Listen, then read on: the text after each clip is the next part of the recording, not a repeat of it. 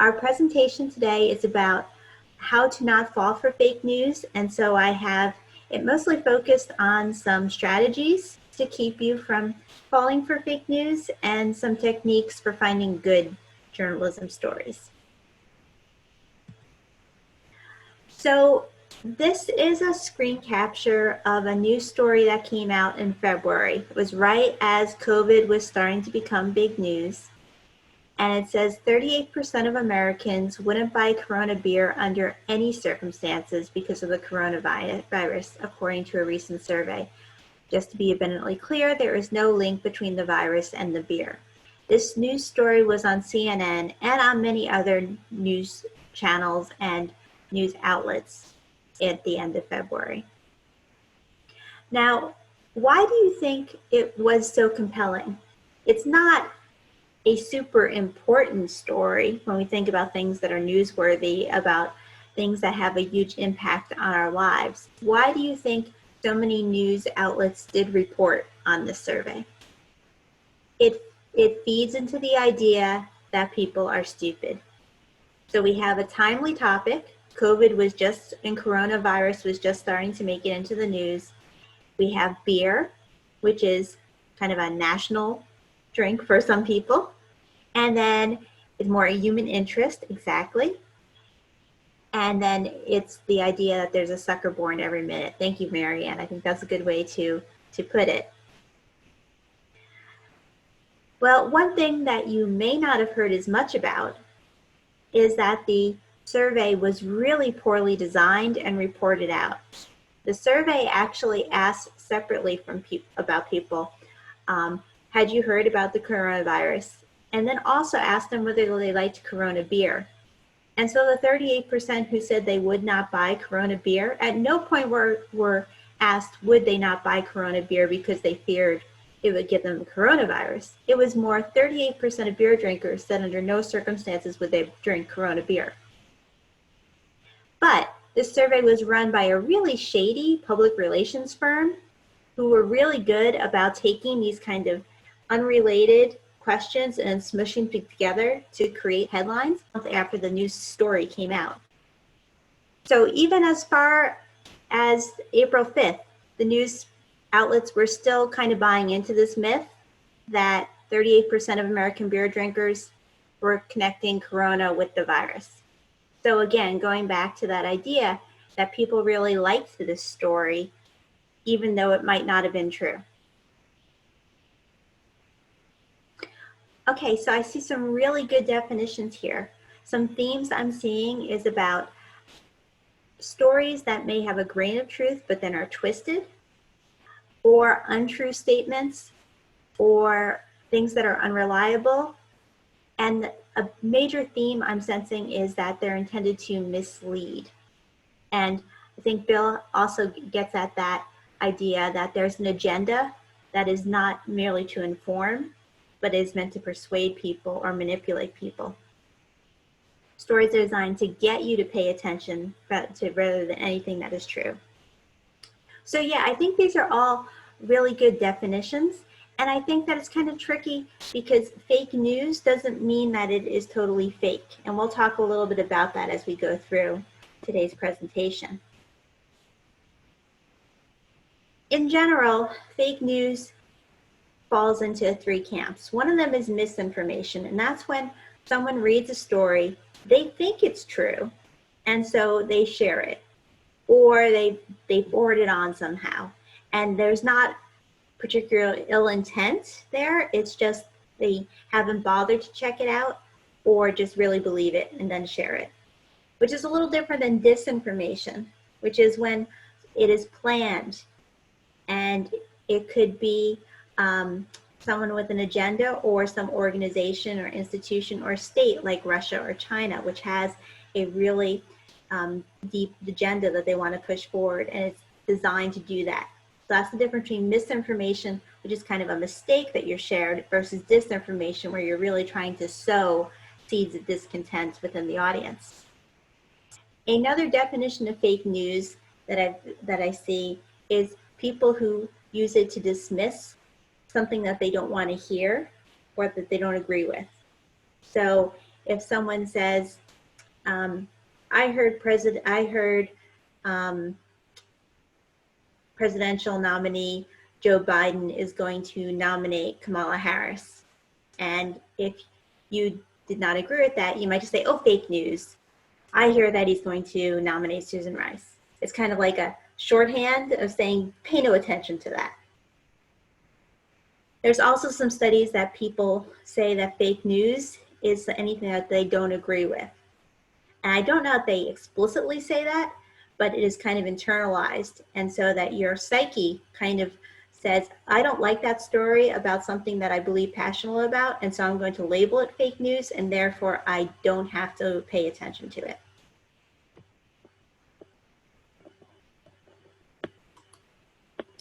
So the first lesson to take away is to beware of confirmation bias. And this goes back to the Corona beer survey.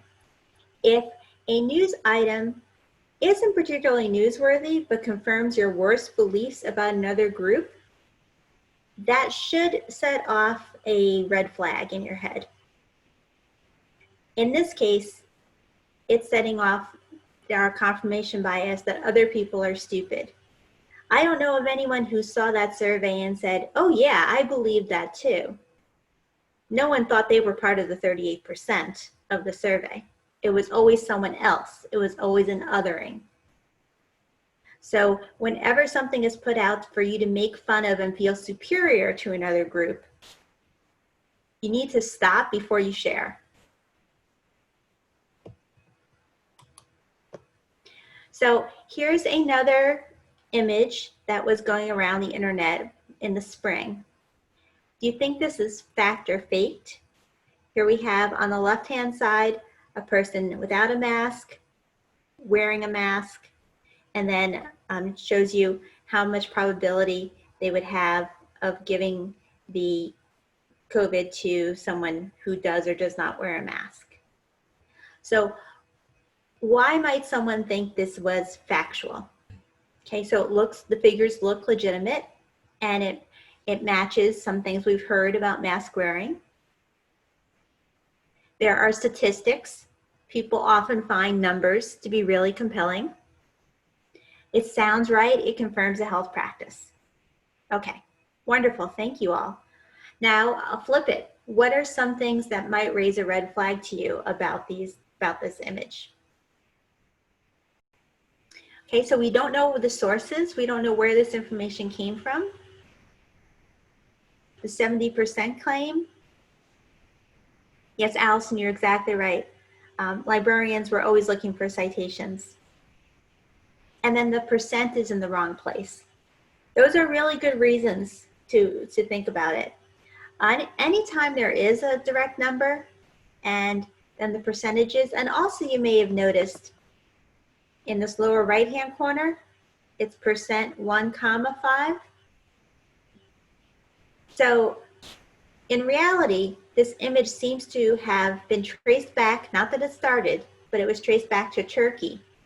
And so it makes sense that this arrangement of the numbers would be the same. Now, why they would translate the wording into English, but not transpose the numbers into English, or for an American audience, I'm not quite sure, but that is the thinking right now. Perhaps European, yes. So if we go to Snopes.com, which is a fact-checking site, we can see that it's mostly false. And that is because all the studies that have been done don't have dead-on statistics as to how much masks help. There's convincing evidence that wearing a mask definitely cuts down on the contagion, but we can't say it will be 70%, 1.5%. We don't have that level of detail yet. And so we know it's effective, but we don't have that direct percentage yet. So the second lesson I share with you is that fact-checking websites are helpful. Snopes is probably the most common one, and it's been around for a number of years. I like Snopes because they don't just tell you whether or not something is true or false. They have shades. They have mostly true, mostly false, or mixed. And also, they always give you a really detailed research background to how they researched the answer with links to the sources. Like Allison said, librarians, we do love our sources. So you can actually follow up and click on the links and make sure that they are reading the news sources correctly. And they're not foolproof. All these things are written by humans, so sometimes they get things wrong too, but they also have fixed things I have seen. FactCheck.org is another good fact-checking website that I like to use, and there are many others. Now, one of the caveats is that some of those disinformation players out there are building fact-checking websites to try and seed veracity for their false stories. So we have to be careful when we're looking at the fact-checking websites and try to, if you go to a new fact-checking website that you haven't been using before, you do want to look and kind of poke around and see whether even that website is accurate. It's like an onion. We keep peeling the layers back. We find more and more, I don't know, shades of onion.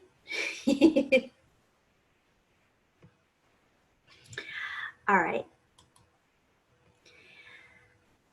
Okay, this was a picture that was making the rounds of Twitter and Facebook and Instagram back when states were protesting to reopen. So here we have a picture of a woman who's holding a sign, and it says Barack 6, Hussein 7, Obama 5, so indicating the number of letters in each word. Add it up, you get 19, COVID-19, open your eyes. Okay, so yes, as Chuck points out, it actually adds up to 18. So why do you think people were sharing this picture on social media? What was the draw? Why did they want to share it?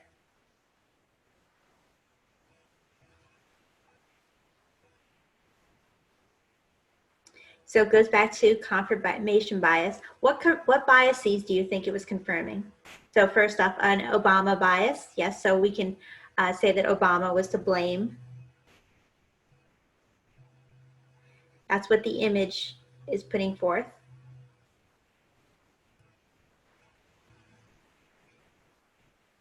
Can we see how it might feed into the bias that we had seen with the corona, where, as Chuck pointed out, it adds up to 18 and it says 19, so it might be buying into the bias that the people who are doing the protesting are stupid. They can't even do math.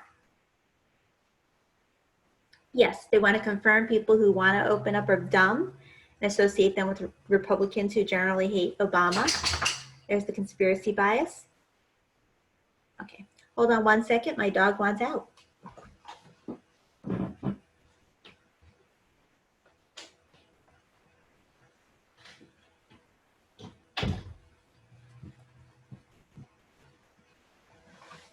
I'm back. Thank you for your patience.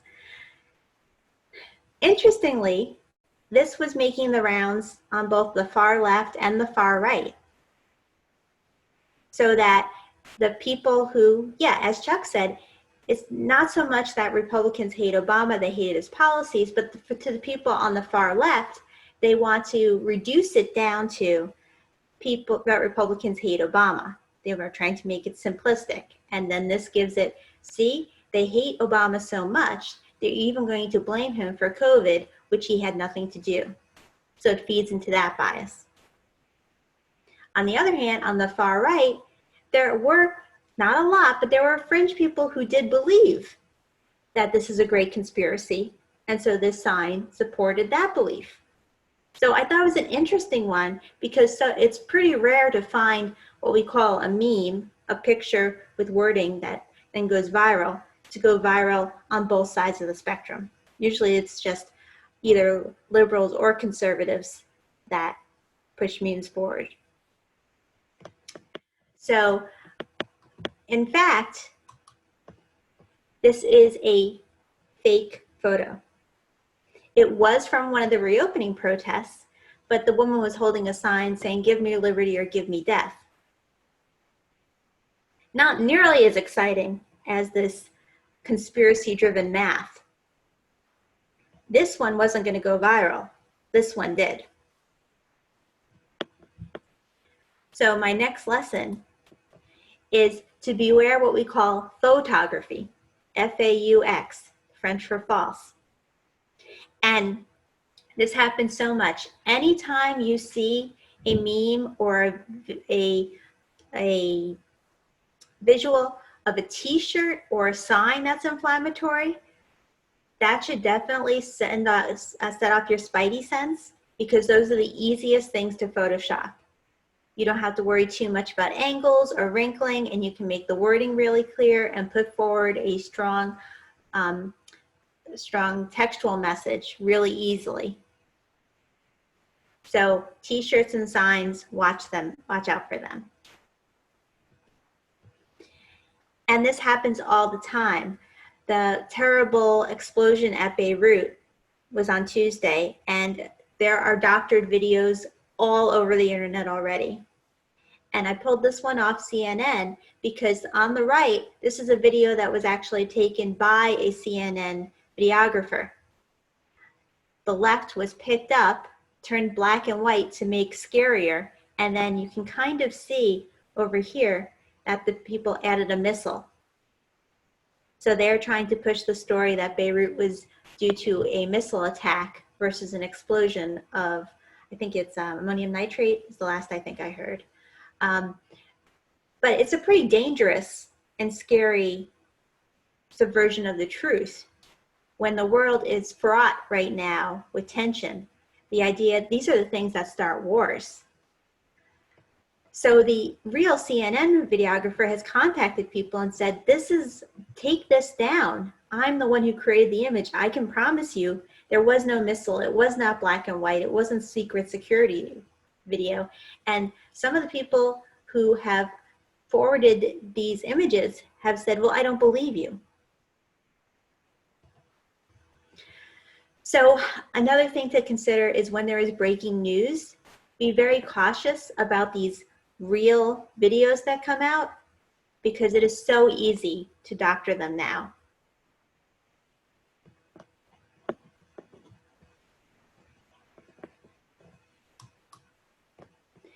Another common tactic you'll see in fake news is to take a photo from one situation and then relabel it with a new caption so that it's super scary in a current situation. So for example, here's a photo from Malaysia of police setting up what looks like barbed wire around stores.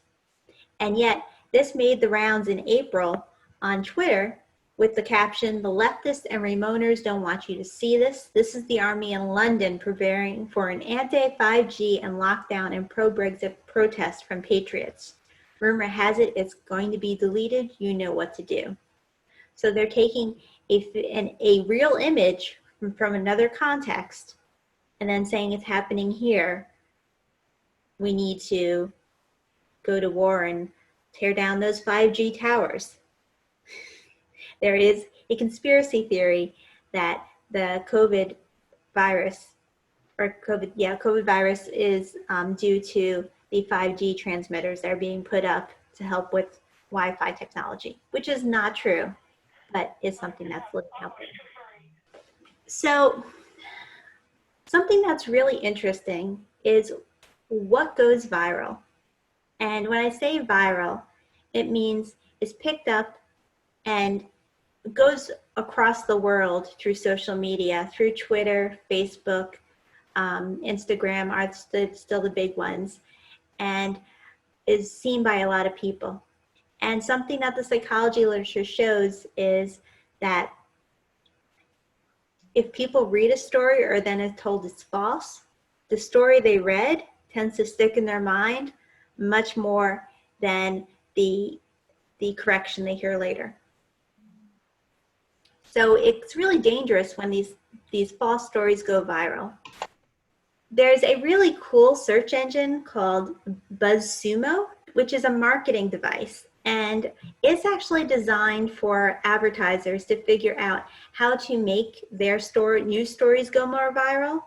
And what you can do is you can type in a topic and it tells you what stories have been shared the most on social media. And it's not like an exact match. How they measure it is kind of fishy because it's marketing and it's all kind of gray box. They don't tell us anything, but it gives you a good indication of how popular something is. And so I thought, okay, what story can I choose that probably will get some kind of questionable things that have gone viral? And so I typed in vaccines, which is always a good go-to when you're looking for conspiracy theories. And the top two things that appeared on the results were about, let's see, one was Bill Gates, no more public gathering until everyone gets the vaccine. And over on the right, I can see it got about 3 million shares, likes, different levels of engagement. So more people saw it. These are just people who actually clicked to indicate they liked it or they shared it with other people. And then Gates Foundation calls for global cooperation on vaccine for 7 billion people. So again, and this is from yahoo.com. So these are YouTube videos. These are news stories. So some topics I typed in and it was all news stories that came up.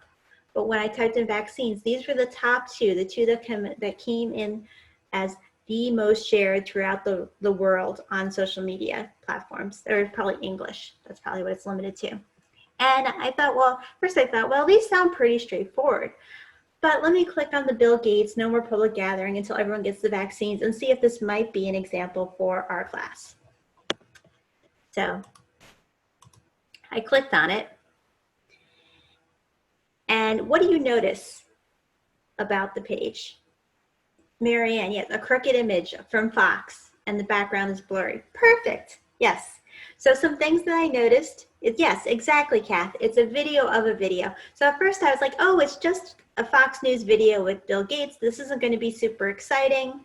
You know, this is not, you know, it's just a video. And that's what, and he may have said some inflammatory things, but no one has manipulated it for disinformation or misinformation. So it's not really going to work.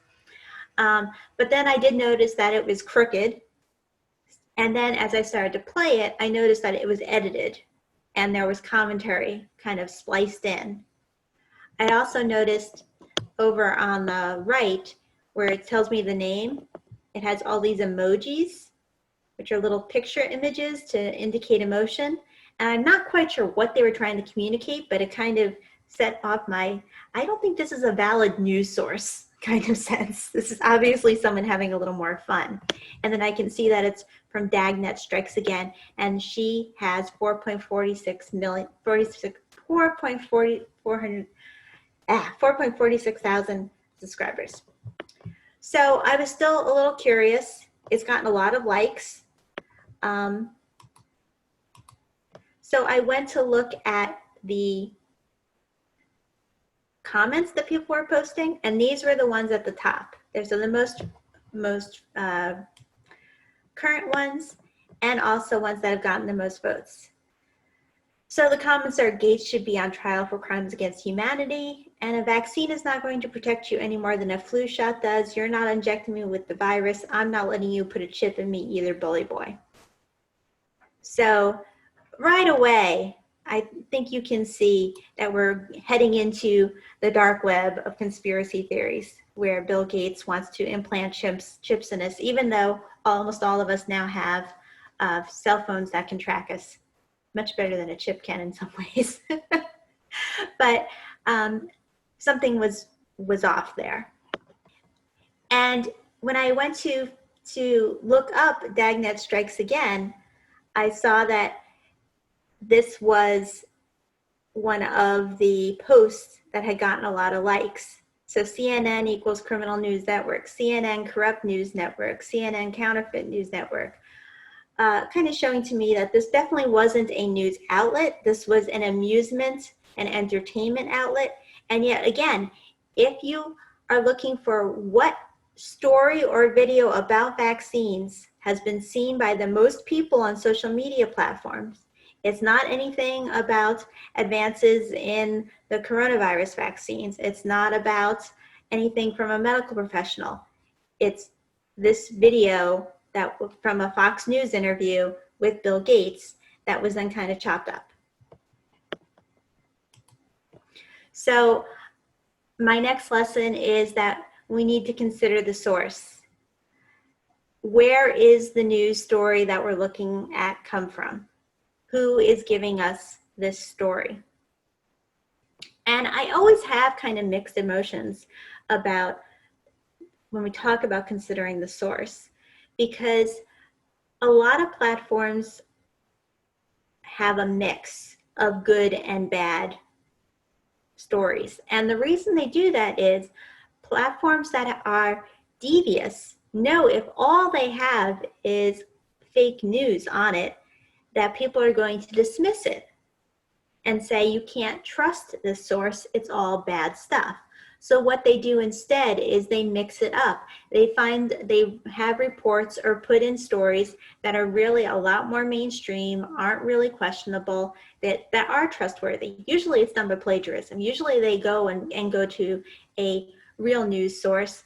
For example, the journalism side of Fox News does really good journalism. They'll just go take all the text, paste a new headline on it, and then put that on their platform and say, okay, this is my news story now.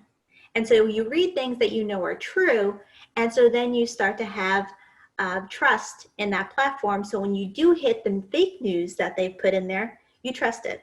So I'm always a little bit like, you can't just say like, it's this source and therefore I trust it, or this story came from this source and therefore I trust it.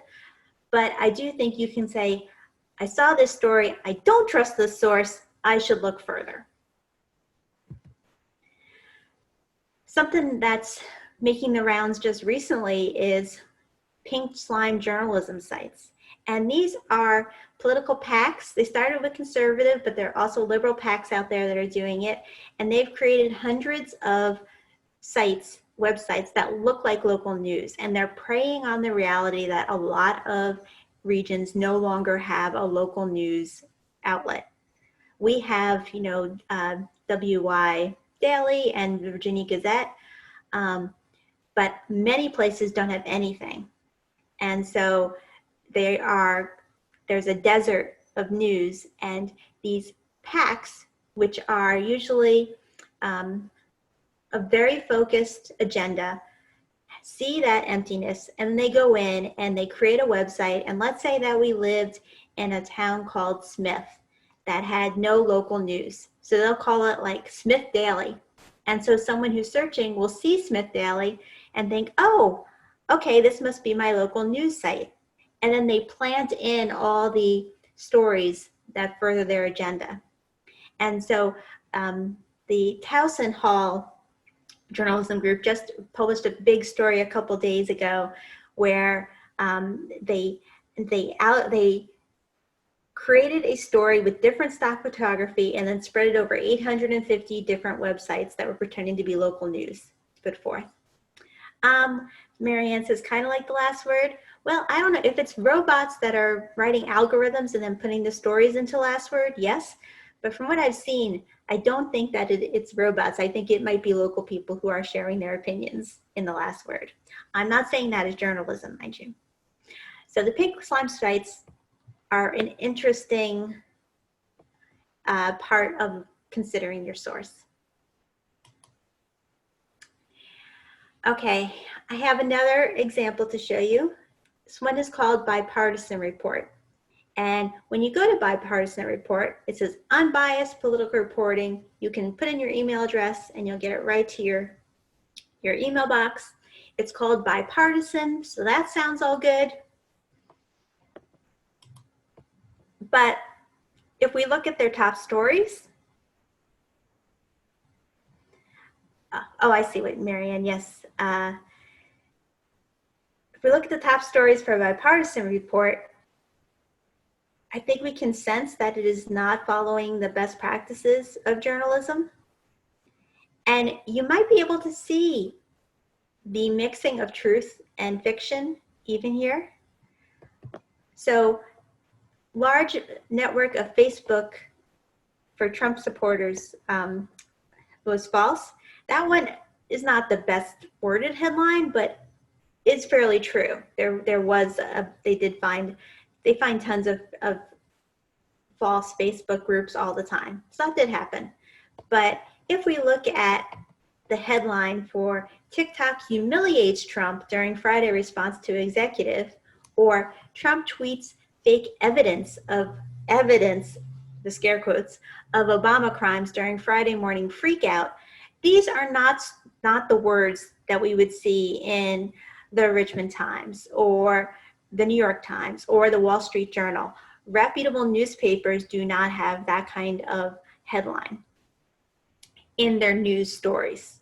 Okay, make a distinction here.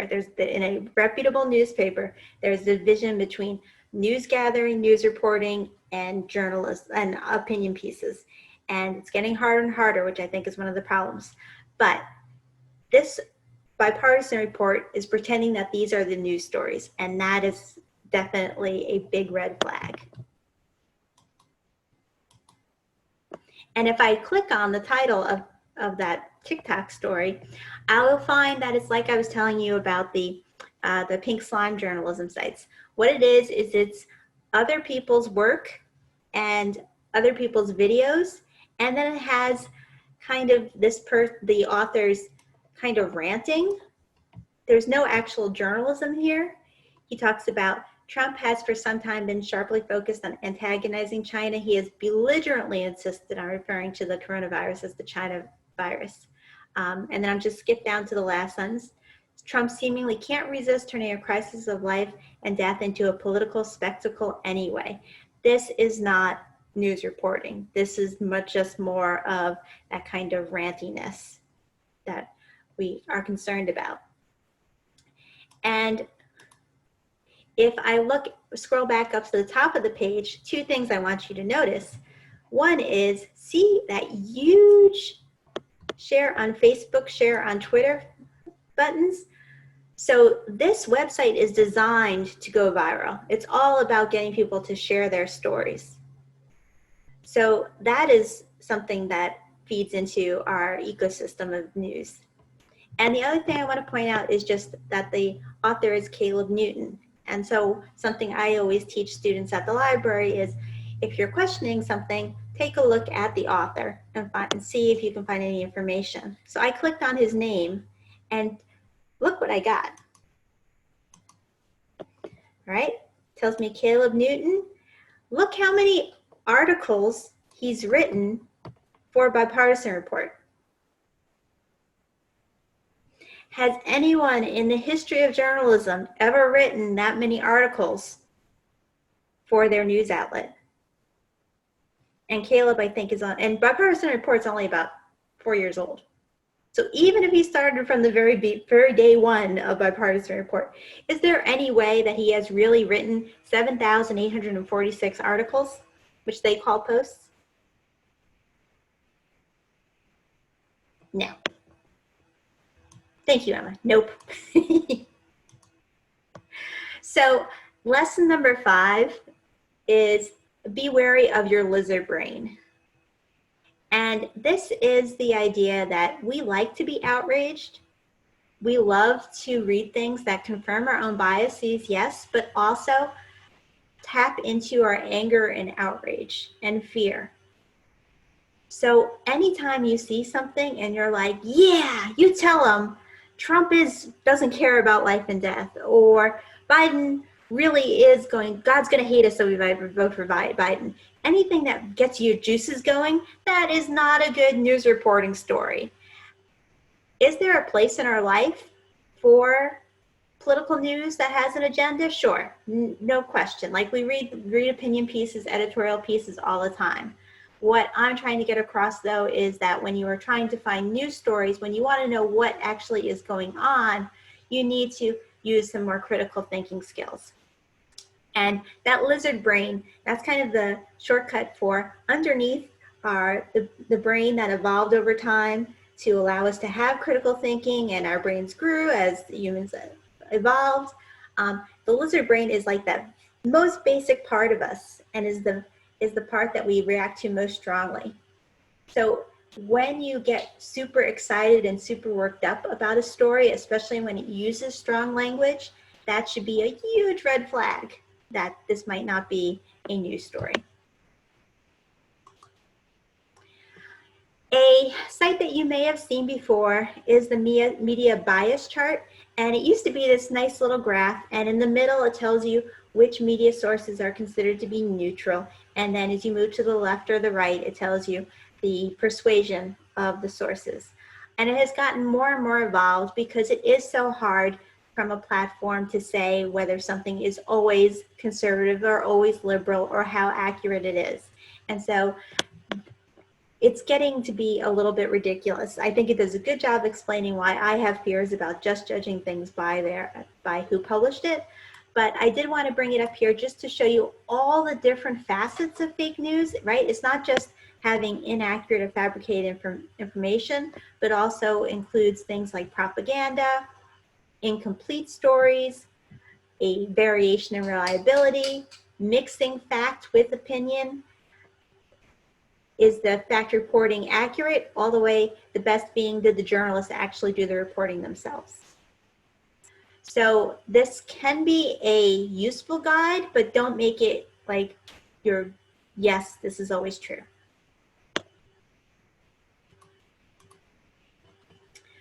So how can we be more critical as we look through the news? Do a quick case study here. I'm just going to move the chat box so I can see my slides a little better. Here we have a website called RT, and there is an article from May. It says, game changer, German scientist finds antibodies that block coronavirus from spreading further, which sounds great. So I'm not familiar with this website, so I don't know whether it's trustworthy. So I'm going to stop before I hit the share button. And I'm going to use a system called the shift method, or SIFT. Stop. When you feel strong emotion, pause and use your critical thinking skills before acting on the information. So I did not share right away, so good for me. The next one, I investigate the source. Is it one you already know and trust? If not, just throw it in Google or Wikipedia to do a quick background check. And when we do that for RT, we find out that RT used to be called Russia Today, and it's a Russian government-funded international television network. It is a,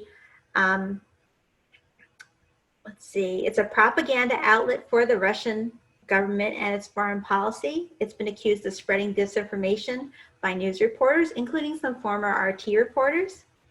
And 2017, it was ordered to register as a foreign agent with the US Department of Justice. So I'm thinking this is probably not such a great place to be getting my medical news.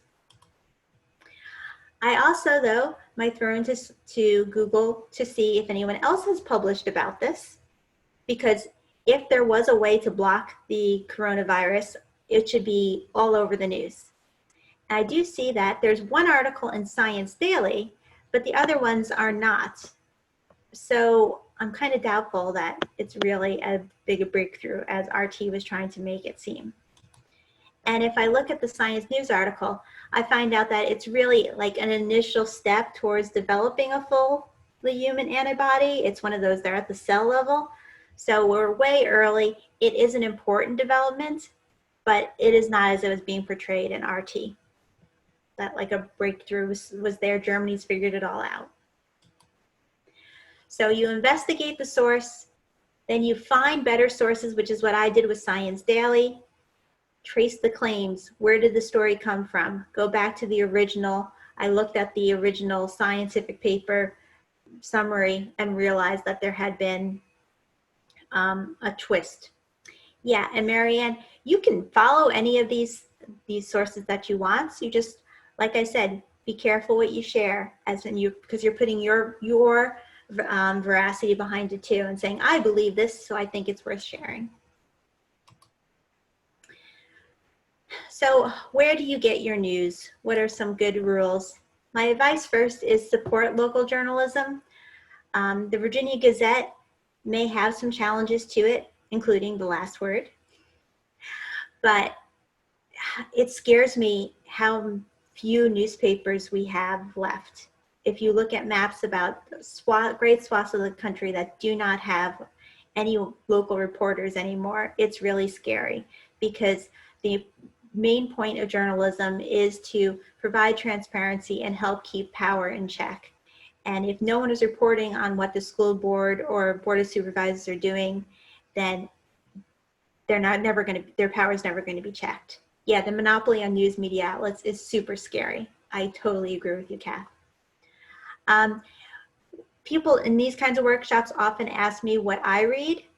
I read every day. I read the Wall Street Journal, the Washington Post, New York Times. I look at CNN for breaking news. They're way too celebrity driven for me, and that annoys me, so I don't really scroll down very much. But if there's something breaking, I like to see if CNN has it. And then I read Politico and The Hill. Politico is more liberal, The Hill is more conservative to get some of the deeper political information. I also am a big fan of NPR. Are any of them perfect? No, but they all subscribe to the code of ethics. They all do fact checking and employ fact checkers. They all will put in corrections when they get things incorrect. And by reading across the spectrum, I can get a sense of where the truth might be. USA Today is also often cited as a pretty good middle of the road, doesn't have a lot of agenda or bias in it. So that would be another one that I recommend. And I also think that reading international newspapers is something I need to do more of. It's often considered to be a good way to get out of our American bubble of what we think is important, because there's lots of stuff going on around the world that we need to know about. And then also, as you do your reading, intentionally distinguish between what is opinion, what is news reporting, and when they're mixed, really think about what that says about the outlet.